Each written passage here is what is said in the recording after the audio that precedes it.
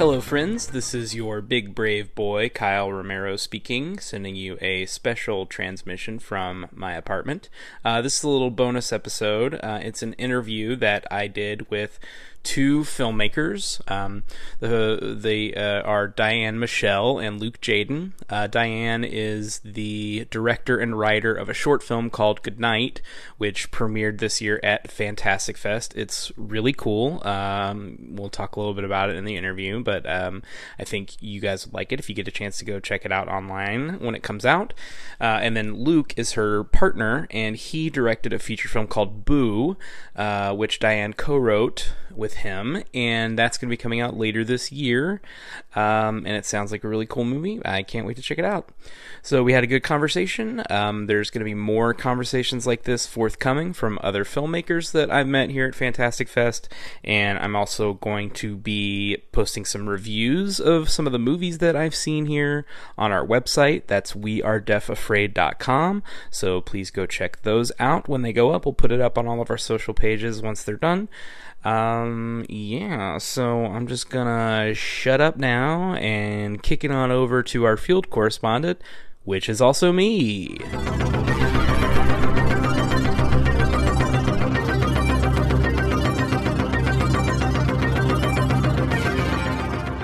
Okay, yep, we got a waveform. Okay, cool. So, hi, I'm here with Diane Michelle, right, and Luke Jaden.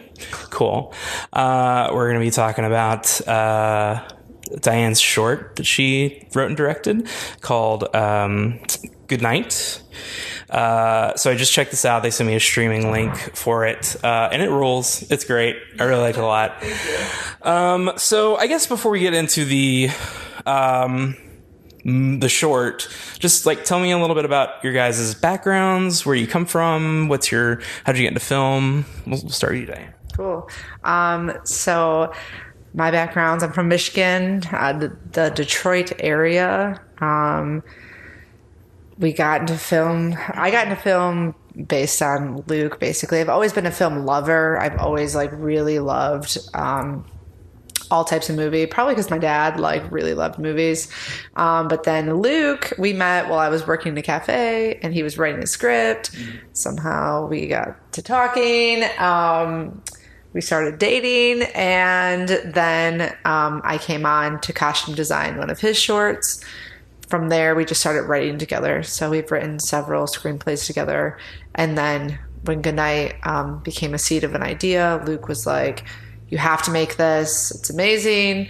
And he produced it, and I wrote and directed it. So that's kind of my background. Nice. That's awesome. Luke, what about you? I'm from Michigan. I met Diane at a coffee shop she was working at. I was adapting a Stephen King short story called My Pretty Pony that we ended up doing about a year later, and Diane was the costume designer on it. And from there, we just kind of fell in love and shared similar tastes in, what we wanted to tell and what was personal to us. And that's pretty much how we've now ended up here. I gravitated towards this seed of an idea that Diane presented over the course of one night, and I said, you've got to make it. And now we're here at Fantastic Fest. Hell yeah, nice. So from love, beautiful art has blossomed, and a career, and all of those great things that go along with it. Hell yeah, that's dope. What was the genesis of the short? Where did the idea come from? Just tell me a little bit about that. Yeah, I think the genesis comes from a couple different things. I'm a mom, so I actually have a 6-year-old, and I've lived through the stages of motherhood and feeling paranoia as a mother.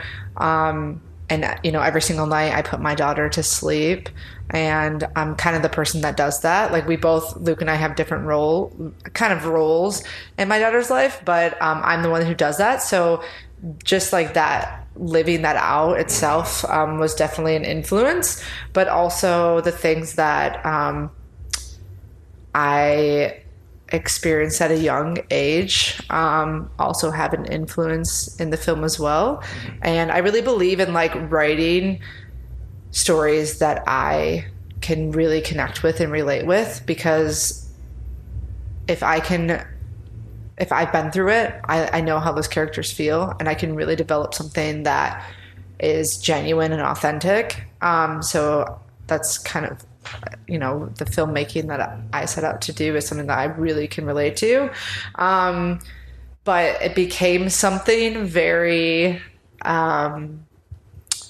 very like a twist. It's, influence from my life as a child and my life as an adult, being a mother, into something very different with a horror and like psychological thriller element to it. Yeah, there's definitely a lot going on in the short. That's one of the things I liked a lot about it is it's like 10 minutes long, I think is the runtime roughly. And there's so much in there. Like all great horror shorts, it's sort of like exists of its own accord as like a self-contained short story, and it works totally well like that. But there's all this stuff happening on the margins that either hint at a larger mythology that could be expanded into, just like in pure like geek terms, if you were to expand the running time and make a longer version. Or there's also just like a lot left unsaid as far as meaning that you can choose to interpret however you want. Being purposely vague because it just hit me that I don't know if people have the opportunity to watch this yet, or when they will have the opportunity to watch. Do you know? Or yeah, so it's world premiering tomorrow, the 11:50 like midnight premiere. After that, I know it's going to go like the satellite route for Fantastic Fest. It's shown in a couple cities, but then it will premiere online. So we do have an online distributor, but it has not premiered online. You don't have the date or anything for that yet? Not yet. It's supposed to be like October. Yeah, we want to be a little bit closer to Halloween just because it kind of fits the season. Oh yeah, absolutely. So yeah. All right, cool. One thing I want to ask you about is the choice of the aspect ratio in the movie. So there's a 4:3 aspect ratio for the frame, and that in and of itself is a pretty strong choice these days. A lot of movies don't go there.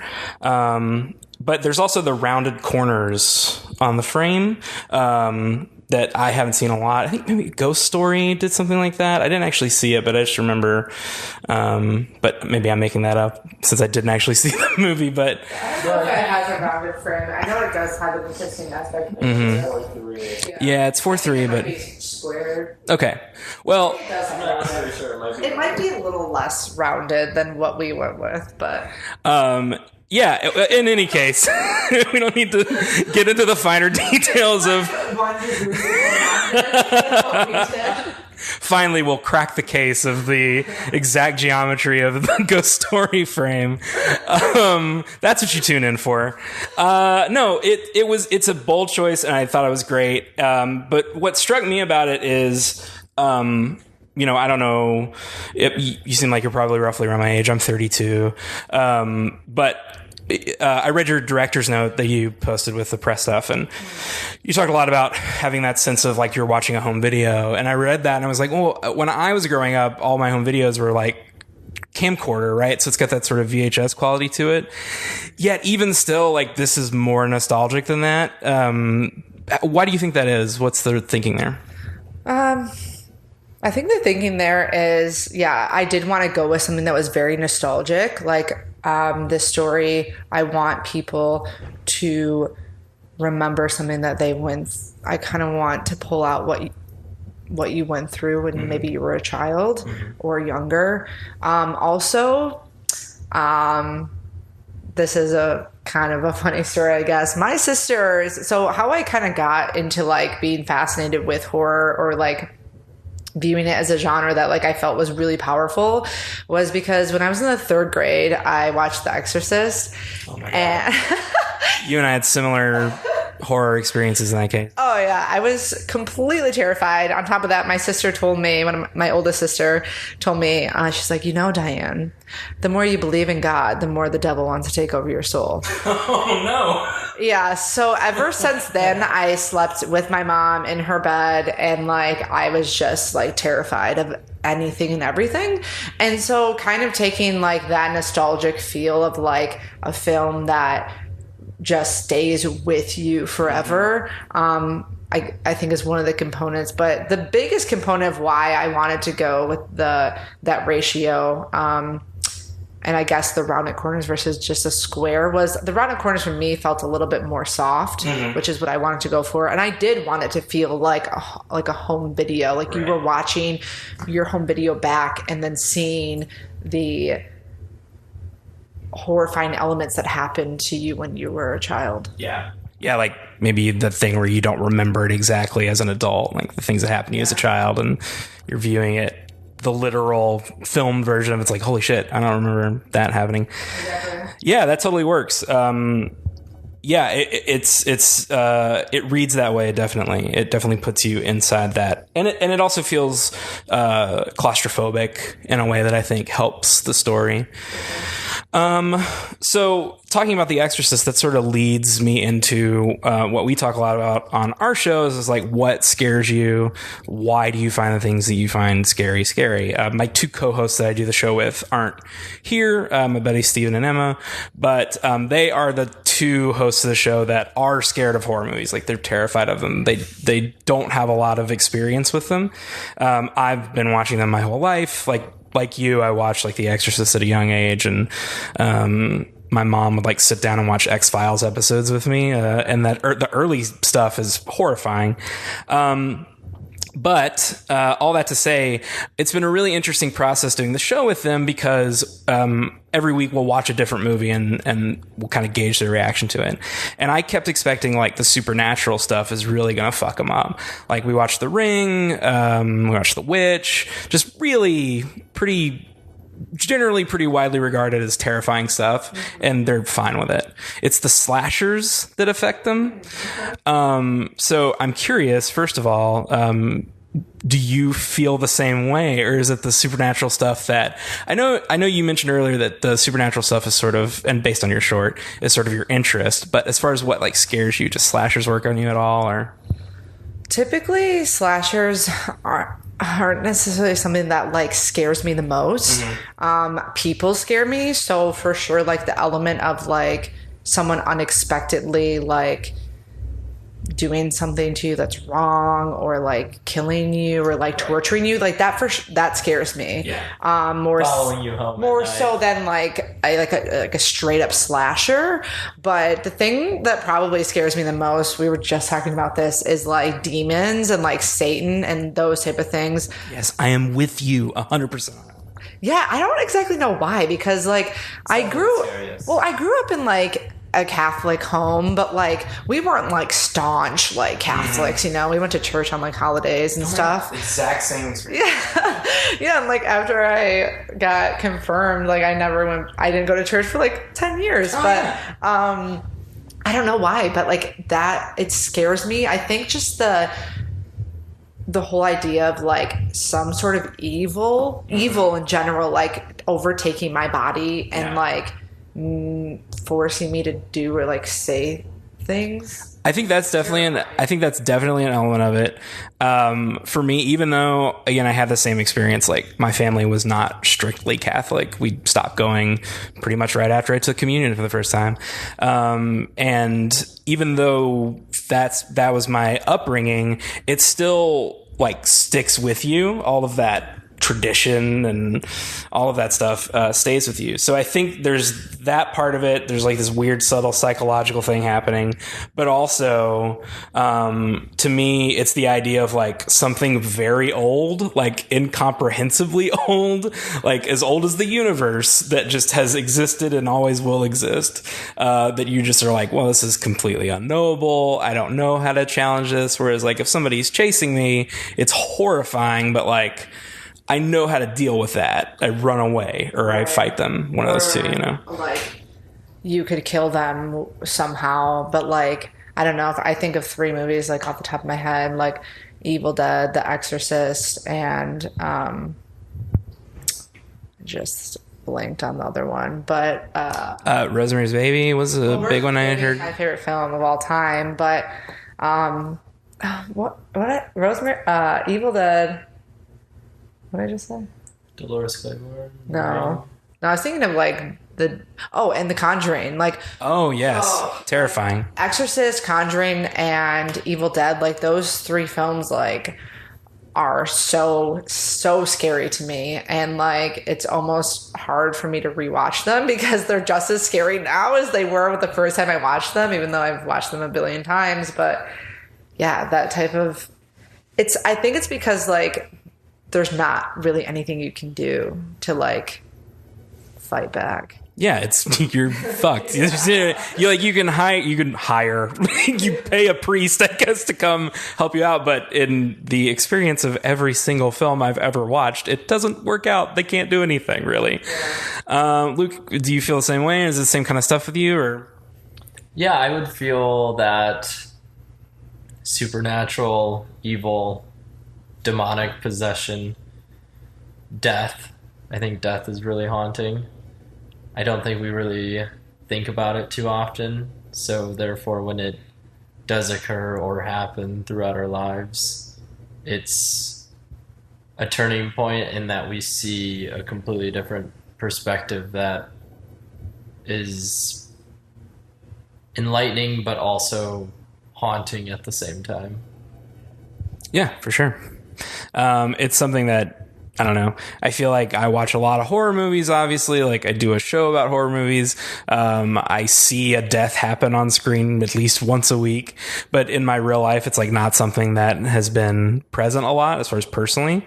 So it is interesting to like take a second to stop and think like, oh shit, like this is like it's such a basic thing that you kind of take for granted that it's going to happen that you almost just don't. Yeah, it just doesn't occur to you. It's something that I believe we as humans are not conditioned to fully fathom, and our minds don't want to comprehend it because it's such a morbid. Well, and like if you were thinking about it constantly, you would be driven mad. Like you just would, and well, we have that. It's called depression. Like if you are clinically depressed, it's because you're just obsessed with the idea of like death. It's so true. I mean, like we celebrate birth, yet we mourn death. And what happens if that was reversed? Right. It's pretty terrifying. Yeah. Well, you've chilled me to my core. Audience, you can't see me, but my hair has turned bone white and a skeleton has jumped out of my body. Okay, so let's talk a little bit about your next project. It's a movie called Boo, right? With an exclamation point. Should I say boo, or like what's the proper... Oh no, she jumped at me. It's horrible. So Luke, you're directing that one, right? And did you guys co-write? You wrote it. Co-wrote it. Okay, cool. So tell me a little bit about Boo. I haven't had the chance to watch that one yet. I don't really know much about it. Boo is about a tradition that begun when I was a child living in suburban Michigan that pretty much followed the ring of your doorbell, and all of a sudden you'd go to the door, you'd open it, nobody was there. You'd see a bag of treats left on your porch. That pretty much was this poem during Halloween that stated... Pass it on. It was like a chain letter and you had to pass it on. And I just thought of that concept as something, well, like I grew up in a religious household, so let's flip that idea and not make it this fun tradition, make it this innocent prank where this religious family ends up not passing it on due to the father believing it's some type of pagan ritual to some extent, and therefore this so-called curse manifestation starts to bleed inside of their home as they are trying to encounter their own demons. So it's very psychological. It feels like an entrancing spell, and Diane and I co-wrote it, and it really details with the distraught of family and the relationships between our characters, and was perpetually something that came from both of our experiences with, losing family members, witnessing the dysfunction of family, and just really experiencing that up close and being able to take those emotions and mine them into something that not only was therapeutic for us, but I believe that many will discover to be something quite terrifying, and they will be given a new perspective. Well, this sounds 100% up my alley. Like, that is extremely my shit, what you're describing. Well, the idea of, like, a chain letter that is delivered by hand, like, just having it show up at your door is so much scarier than just, like, an email, right? Like, it's... there's the implied presence of someone there that is absolutely terrifying. When does that come out? When will people be able to see Boo? So we are world premiering next month at Brooklyn Horror Fest. And from there, we'll just kind of see what happens, and maybe it will land on your front porch. Whoa! I love it! That's some professional teasing right there. You know what you're doing. Are you at all concerned that people will confuse it with Tyler Perry's Boo a Madea Halloween? Oh. This is such a funny story. So, like, this is a real thing? This is funny, yeah, because we had no idea that, sorry, Tyler Perry, we had no idea that Boo Medea's Halloween existed. Like, we had no idea. And so when we wrote it and made the name Boo, it made sense for us because it's like, you've been booed, that's what it is. It's an actual tradition that exists. So we're like, let's just name it Boo. And then we came to California, like, after we filmed, and we saw these big banners just lining the street. And you thought they were welcoming you like kings and queens.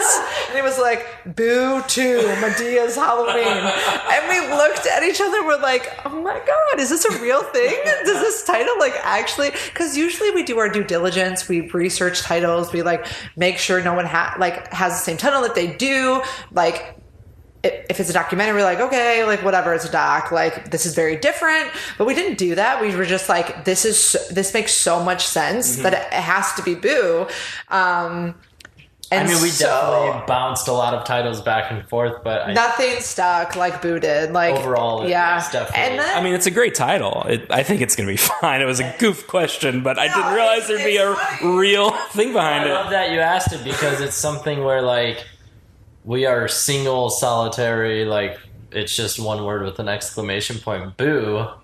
And it's just, it's what the tradition was called. Yeah. And it gives, an ode to, the whole tradition of Halloween and ghosts and, the whole terminology behind its historic, ancient meaning. Yeah. All that weird Sam Hain shit that I don't know anything about, that I'm not going to pretend to know anything about beyond that word. Oh, and the ultimate indignity, there's already a Boo 2. I forgot that there was a sequel to Madea Halloween. Well, of course there's a sequel. Of course there is. I'm sure there will be another one forthcoming. I look forward to your movie usurping Tyler Perry's film. No shots at Tyler Perry. I'm sure he's a great guy. But this sounds like an actual horror movie. So looking forward to that, usurping that movie in the cultural conversation. Best of luck with it. Thanks so much for taking the time to speak with me. This is a blast. Thank you so much. And we are definitely afraid of the dark. Oh boy, there we have it. That's my biggest fear, is the dark. The dark. Like, so the dark, like a dark hallway, or like dark water, or just all of it? I think all of it, but I think the scariest thing is when your eyes are closed. Whoa. Okay. Yeah. That darkness. Okay. Yeah, I could be on a beach tanning, like on a towel, my eyes are closed, and I'm I get terrified. I'm like, oh my God, a serial killer could come up to me, stab me in the chest, and I would just be laying there because it's the dark. Well, now hold on, guys. I don't mean to poke holes in this theory here, but you are in control of whether your eyes are closed or not. You could also just open them. If I'm like on a beach tanning and my eyes are closed, I still can't see anything. You're so relaxed that someone could come up right behind you and stab you and begin the stabbing process, and you would remain closed-eyed because you're chilling so hard. But by the time they stabbed me, then I'd open my eyes, but like they've already stabbed me by that point. It's too late. What happens if you're just sleeping and you just don't wake up the next morning? Well, Now, see, that is absolutely terrifying. that happens when we're really old and wrinkly, and we do it together like The Notebook. There you go. Then it's good. Exactly. All right, we did it. Hooray for elderly death. Thanks so much for listening, guys. Go check out Boo when it comes out eventually, the end of this year, maybe, if you're at Brooklyn Horror Festival. And then to TBD later on. And then the same with Goodnight. It's an excellent horror short. Find it online wherever you can. All right, thanks again. Thank you. Bye.